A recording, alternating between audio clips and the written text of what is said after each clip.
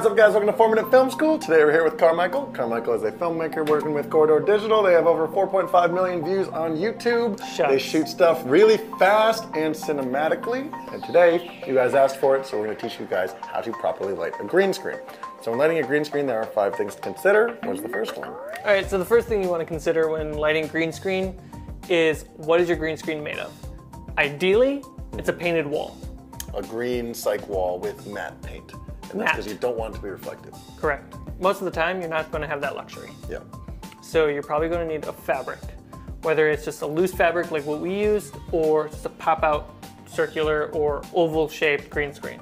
I like the oval-shaped ones because they don't have many wrinkles and they're very portable. Right, but they're most often reflective. Indeed, they are most often reflective and they're very small. They generally tend to be small. And is there anything about the color too? Usually you'll be using a green screen. The only reason why you probably will be using a blue screen is if your actor has to wear something green. Normally, even if you're wearing just off green compared to your green screen, depending on your camera, it doesn't matter. Use a blue screen, problem solved. Now, one thing that I will say about blue screens is that they tend to be less reflective. The color blue is 1/3 reflective as the color green. And human flesh tends to be red skin toned, so having them on a green screen tends to make for a better contrast. No matter what race you are. Second step is you want to light your subject. Lighting your subject has to come first before the green screen because you want your subject to match the scene you're keying them into. You want that to be your primary focus. If your focus is spending time on perfecting your green screen, you're putting your work in the wrong place. Lighting a green screen is super easy, super quick. You want your subject to match the scenario they're going in. For instance, if your character is going into a scenario where they'd have a really strong backlight, remember to give them a backlight before you green screen them. You can't just do 3-point lighting on a character in front of a green screen and then throw them into that space. It won't match. It won't. Let's just stop for a second and think, why are you green screening them? Did you mess up on the day? Was the actor not available? Do you need them in somewhere special effectsy or right. a different world? Spend time and think about the space you're putting them in. How would you light them if they were in that space? That way, when you do light them on the green screen, it's going to be more accurate and just that much more believable when you're looking at the final image. So when you're lighting your green screen, what do you keep in mind?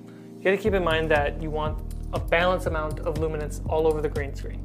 Think of a green screen as a color picker. You want to pick just one color. You don't want to say all green has to be removed. Correct. You just want to get rid of that one hue and that one luminance value of green. What if you just have one light and you can't light a green screen with 2 lights? Put the light on the ceiling, shoot down and hit the background, the green screen. You want to use a flag, an envelope, or whatever you have from spilling onto your actor, so that way you stay in control. Indeed. So when you're lighting a subject on a green screen, how are you looking at the distance between your talent and your subject? Primarily, you want your subject to be as far away as you possibly can. And what is the reason for that? You don't want the green from the green screen to spill onto the subject. This is more work that you have to put into post. So are there any tools that can help us achieve a consistent luminance value across the green screen? Most cameras don't have this built in. So you'll probably want to get an external monitor or something like that, but you want to use false color. Okay. False color gives you the ability to see the luminance value in different shades of colors, so that it's just an easier way to visualize your lighting. If you can't get your full green screen perfectly lit, make sure the amount of green screen that's outlining your subject or your actor is consistent, because then it's an easy key just around them at least. And that's the most important part. The rest of it, if your subject isn't touching that part of the green screen, it doesn't matter. You can always garbage mat that out later. Yeah.